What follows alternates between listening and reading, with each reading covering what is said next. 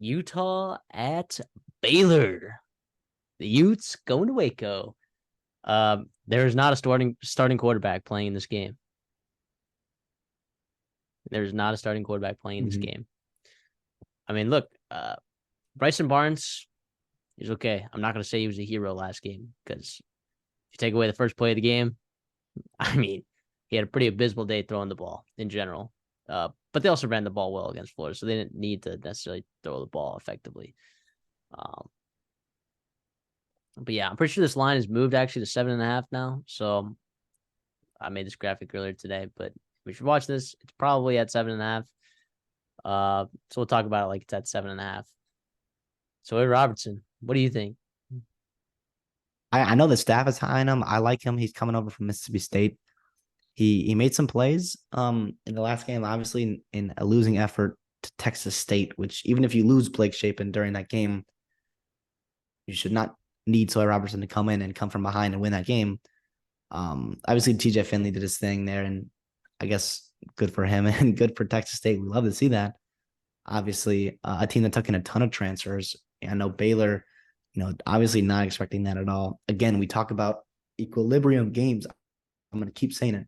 Utah beat Florida, handled them. Everyone's giving them the respect they deserve, quite frankly.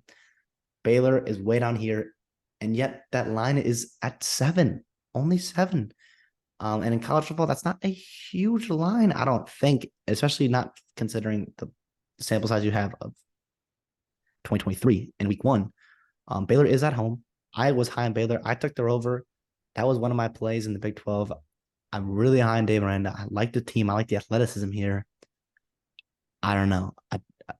That was really discouraging to see, and I think he was pretty honest about it in his post-game press conference, where they were not ready to play, and I don't know if they'll be ready to play against Utah.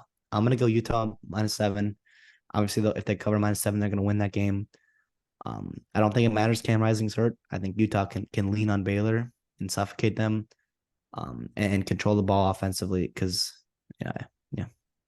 So lines moved to 7.5. Would you still take it at 7.5? Yes. Yeah. Man, I have a tough time. I think Florida's offense is really bad, and I don't think Utah's offense is going to do a whole lot. I think they win this game because their defense is that team, right? I'm going to take Utah to win, Baylor to cover both 7 and 7.5. So obviously not a play for me, right? But there's just too many question marks here. But I do think Baylor can keep this close, right? I think it's a pretty low point total if I was looking at it correctly. And I do think it's that kind of like low variability, right? Which if you're going to get a touchdown in that game, I think the value would be taking Baylor, I think, in this spot, because I think everyone and their mom has been in Utah. That's why it moved to 7.5. So, but the totals for a college football game at 47, that's not very high. So that's some Big Ten West stuff. Well, that's Purdue, Virginia Tech. Now Purdue actually put up some points last week, and maybe both those teams' defense aren't fantastic, but that's just for reference, right? Like Miami of Ohio, UMass, right, is at 45 right now. So it's right in that. They're saying that this game's gonna be right in that ballpark offensively. I think both these teams. Now Baylor's defense struggled mightily. TJ Finley looked like an absolute dog, which I don't know if he is. Maybe he's a dog. I don't know. But I also don't think Florida's defense is that impressive. And while Utah was able to run on them, they kind of relied on some penalties to push to get down the field and finish some drives. So yeah, give me Utah to win, Baylor to cover.